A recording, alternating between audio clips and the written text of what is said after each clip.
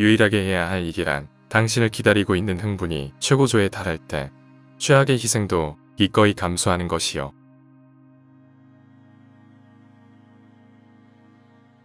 한때 그레이오 10가지 그림자는 여성들을 위한 성인 영화라는 말이 거론될 정도로 미국에서 베스트셀러에 오르며 센세이션을 일으켰다. 생소한 성향의 로맨스가 신선하게 다가왔던 탓이다. 그레이는 냉혹하고 아름다운 도미넌트 성향의 남성이고 그의 사랑을 얻기 위해 의도치 않게 서브미시브가 되는 아나스타샤는 그의 위험한 성적 취향으로 인해 위태로운 관계를 이어간다. 이런 SM어의 세계가 드라마나 영화 속에서는 로맨틱하게 보여지지만 사내를 통해 여성들을 그루밍하고 자신의 지배 아래 둔다면 이야기는 또 달라질 것이다. 이 영상은 카디포와 일부 다처제, 꿈의 노예들이라는 주제로 특수 성향을 양지로 끌어올리자는 취지로 크라우딩 펀드와 같은 지원을 받아 다큐로 제작하려고 했던 일종의 트레일러 영상이다. 이 영상의 주인공은 제임스 데이비스 혹은 빅딕 짐이라고 불리는 사내다. 그는 4명의 아내와 2 여자친구를 포함한 6명의 노예와 함께하며 이제 40 남짓된 그에게는 이름만큼이나 다양한 직업이 있다. 17년간 호주 국방군에서 근무한 군인이었으며 르노스타, 사진작가, 대기업 GM, 르노 영상 제작자까지 수많은 직함을 가지고 있다.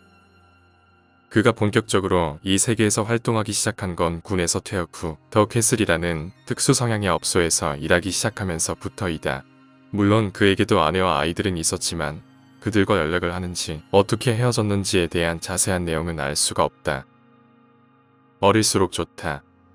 제임스 데이비스는 16세의 어린 소녀들을 타깃으로 삼았다. 그의 노예가 된 대부분의 여성들이 16세의 그를 만났고 그에게 종속된 복종자가 되었다. 그는 이 업소에서 일을 할 때만 해도 SNS를 활용해 섭들을 유혹하지는 않았다. 이미 같은 성적 취향의 사람들이 모이는 장소였기 때문이다.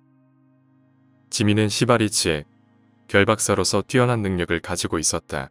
시바리는 로프를 이용해 묶는 기술로 욕망의 대상자를 관능적인 예술로 승화할 수 있다.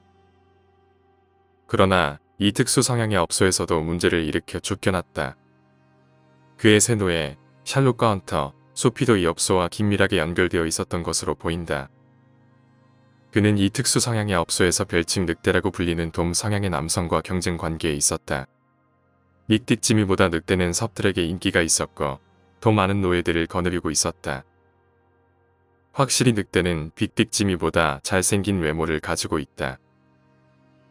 지미는 늑대를 모함하기 위해 샬롯, 헌터, 소피까지 끌어들여 성폭행범으로 몰았다. 물론 긴 싸움 끝에 늑대의 무죄가 입증되었지만 이 3명의 여성들은 모두 지미를 만나기 전에 늑대의 노예들이었다. 이 세 노예 샬롯, 헌터, 소피는 모두 늑대와 관계를 가졌다가 거절당한 서브미시브들이었기 때문이다. 거절당한 이 섭들과 합세하여 지미는 그녀들을 이용해 늑대의 콧대를 꺾으려고 했지만 실패했다. 이런 상황들이 그들을 하나로 결속시켜주는 이유가 되었던 것일까? 아니면 절대자인 돔에게 버림받은 섭들이 다른 주인에게 완벽한 복종을 보여주고 싶어 했던 것일까? 같은 성향이라고 해도 돔과 섭은 서로가 지켜야 할 선이 존재한다고 한다. 완벽한 복종이란 신뢰를 바탕으로 이루어지기 때문이다. 특히 신체적 정신적으로 돔에게 의존적인 섭들에게 그의 행동과 말은 절대적이다. 때문에 지미가 타깃으로 삼는 여성들은 자존감이 바닥이고 정신병력이 있거나 트라우마가 있는 여성들이었다. 그녀들과의 플레이에는 세이프워드가 필요 없기 때문이다. 그가 자주 찾는 패틀라이프라는 카페에서 노예들을 고르는 법에 대해 글을 올리고는 했다. 그는 온라인에 노예가 100% 의존하는 법이나 심리적인 조건을 기반으로 하는 다소 철학적인 글들을 올렸다. 원문의 내용들은 대부분은 타깃으로 삼은 여성을 노예로 만드는 법이었다. 트라우마가 된 가해자에게 스톡홀름 증후군을 느끼는 여성이 노예와의 최적화되었다는 내용은 심리적으로 사람을 어떻게 컨트롤해야 하는지에 대해서 어느 정도 지식이 있는 것으로 보인다. 그 외에 소유한 노예를 다른 주인에게 넘겨주는 서약서와 같은 다소 디테일한 내용도 언급되어 있다. 우리나라에서는 잘 알려지지 않은 직업이지만 마인드 컨트롤을 통해 세뇌된 피해자들을 디프로그래머하는 닉 로스는 지미가 파괴적인 컬트주의자라고 말했다. 그는 처음부터 이미 심리적으로 타격을 받고 가해자들에게 동정심을 느끼는 여성들을 타깃으로 삼는다. 이는 처음부터 상호 합의적인 관계가 아니다. 지미는 노예로 삼은 여성들의 사진, 은호 영상을 통해 약점을 잡고 6명의 노예 외 피해자는 24명이 넘는다. 물론 아직도 이 여성들이 지미에게 이용당하고 있다는 사실을 인지하고 있는지는 알 수 없다. 이 사건은 2021년에 세상 밖으로 나온 일이며 지금도 조사 중에 있기 때문이다. 다만 얼마 전까지만 해도 6명의 여성들은 그가 제작하고 출연하는 은호 영상을 찍고 온라인 매매 사이트의 사진과 프로필을 올려 준을 지적해왔다. 이는 그의 노예로서 해야 하는 일이며 지급된 돈은 모두 지미가 착취하는 방식이다. 그가 이 여성들에게 어떤 방식의 억압과 학대를 하는지는 그의 첫 번째 파트너였던 펠리티 씨의 사례를 통해 알 수 있다. 그는 인간으로서 혼자 살 수 있는 능력을 빼앗았습니다. 그가 날 죽일까봐 두려웠어요. 그의 첫 번째 파트너였던 펠리시티는 경찰 시험을 준비하는 중에 지미를 만났다.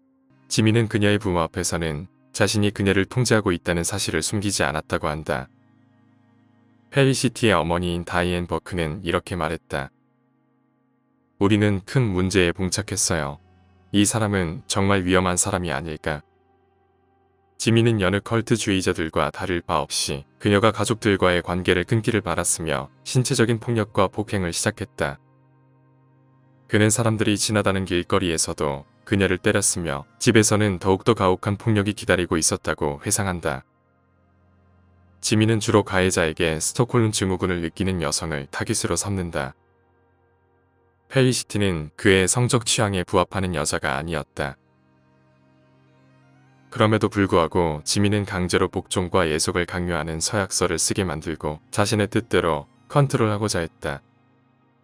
서약서에는 요리, 청소, 성관계 외에 그의 요구를 전부 따르지 않을 경우에는 처벌을 받는다는 내용이었다.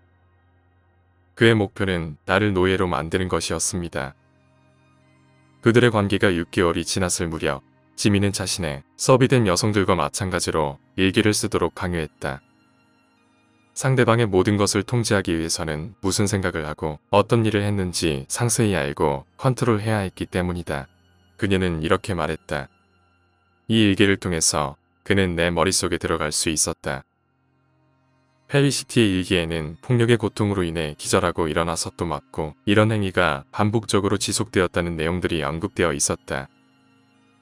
한날은 식당 테이블에게 발목이 묶여 있기도 했으며 3일간 처벌이라는 이름으로 철장에 갇혀 있을 때도 있었다고 말했다. 그는 통제와 소유권을 얻기 위해 노예들에게 노예 번호를 문신으로 새기도록 강요했다. 카디포의 패밀리에 속한 여성들도 그녀와 같은 노예 번호가 매겨져 있다. 그들은 심지어 아침에 일어나 자신의 노예 번호를 지미의 앞에서 성경처럼 독송하며 무릎을 꿇는다. 펠리시티의 노예 번호는 허벅지 안쪽에 새겨졌다. 숫자는 8글자에서 9글자가 넘어가며 이 번호가 무슨 뜻인지는 알 수 없다. 노예 번호가 매겨진 펠리시티는 먹을 수 있는 음식과 유지해야 하는 체중, 화장실, 외출을 포함한 모든 것에서 그의 허락을 구해야 했다. 카디프 패밀리의 여성들도 그녀와 마찬가지로 더 업그레이드되고 체계적인 방식으로 의식주를 통제를 받고 있다. 지미는 노예 번호가 새겨진 그녀를 데리고 낯선 남자에게 넘겼다. 그의 노예들은 모두 응매매를 해야 했으며 그녀 역시 수많은 남자들과 밤을 보내야 했다. 결국 그녀는 지미로부터 도망쳤다. 그의 아이패드에 저장된 어린 소녀들의 사진에 경악해 8개월이나 노숙자로 살며 그를 피해 다닌 것이다. 이 일면만 보아도 그가 여러 시행착오를 통해 6명의 여성들을 어떻게 사로잡아 통제하고 속박하게 되었는지를 알 수 있다. 현재 그는 2018년까지 시드니에서 4명의 여성과 함께 살았지만 아미데일에 있는 교회주택으로 이사하면서 그의 노예는 10대 소녀들로 2명이 더 늘어난 상황이다. 그와 함께하기 위해서는 여러 단계를 거쳐야 하는데 이 단계는 몇 개월에 걸쳐 진행되며 초반에는 가죽 목걸이를 받고 최종 단계에 가서는 실버 목걸이를 받아 그의 파트너로 승인된다. 사실상 카디포라는 노예의 집에 들어서는 순간 벗어날 수 없는 플레이는 시작되었다고 해도 과언이 아니다. 18살이 넘어가면 노예들은 대부분 그와 결혼하고 아내가 되었다. 물론 그녀들도 지미의 허락하에 그녀들끼리 서로 사랑을 나누기도 하며 다른 파트너가 있기도 했다. 소피를 제외하고 5명의 섭들은 전부 양성애자이기 때문이다. 레디트에는 지미의 노예가 된 6명의 여인들에 대한 대략적인 정보가 있다. 먼저 첫 번째 여성 샬롯, 28살에서 29 정도 되는 나이이며 지미와 가장 오랫동안 관계를 유지해온 서브미시브이자 마스터이다. 그녀는 아르미데 1에서 제2 언어로 영어 교사를 하고 있지만 과거에는 온라인에서 솔라는 가명으로 춘업을 했던 것으로 알려진다. 지미는 자신을 가부장적인 독재자라고 말하지만 이율배반적이게도 지적인 여성을 좋아한다. 때문에 그는 노예들에게 커리어 우먼의 여성상을 원하고 공부하기를 요구하는 듯 싶다. 지미가 원해서였는지 본인의 의지였는지 알 수 없지만 샬롯은 지미와 함께하는 동안 다양한 학위를 땄으며 이를 SNS에 자랑하기도 했다. 다른 섭들과 다르게 그녀는 독실하고 유복한 유대인 가정에서 성장했다. 그런 그녀가 왜 이런 세계로 빠졌는지는 아무도 모른다. 그녀의 마스터였던 늑대가 그녀와의 관계를 끊었다는 것을 보면 돔으로서 이해할 수 없는 방식을 요구했다거나 받아들일 수 없는 세계가 있지 않았을까. 그녀는 이 여성, 노예들의 마더가 되어주고 있으며 어린 소녀들과 다른 섭들을 통제하고 끌어오는 역할을 함께한다. 두 번째 여성 헌터, 헌터는 연극 헌터다운에서 영감을 받아 헌터라는 별칭을 가지게 되었다. 그녀는 지미의 두 번째 아내이며 나이는 22살, 첫 영상에서 보여준 다큐 제작자 트레버와도 주정관계를 맺고 있다. 웹사이트 배틀라이프에서 지미를 만난 그녀는 당시 15에서 16세의 나이였다. 그는 그녀의 누드 사진을 찍어준다며 베어네어 오프라인에서 첫 만남을 가지게 된 것으로 알려진다. 지미는 미성년자는 건드리지 않는 방침을 가졌지만 사실 17살밖에 안 된 헌터와 알몸으로 찍은 사진을 여러 번 올렸기에 그의 방침은 신빙성도 없으며 신뢰도 없다. 헌터는 간호학을 전공하고 있으며 그녀 역시 다른 노예들과 다를 게 없이 지미를 위해 매매를 하고 있다. 자신을 드러내고 과시하는 성향을 가지고 있으며 그녀 역시 늑대에게 거절당하고 지미의 거짓 풍속으로 달려들어 노예가 되었다. 세 번째 여인이자 아내인 소피, 그녀의 나이는 대략 28살에서 29 정도이며 처음부터 지미와 관계가 좋았던 것은 아니다. 다른 노예들과 다르게 그녀는 24시간 그에게 복종하는 서약을 유지하고 있다. 그녀는 이성애자이기 때문에 다른 섭들과의 관계가 원만하진 않다고 한다.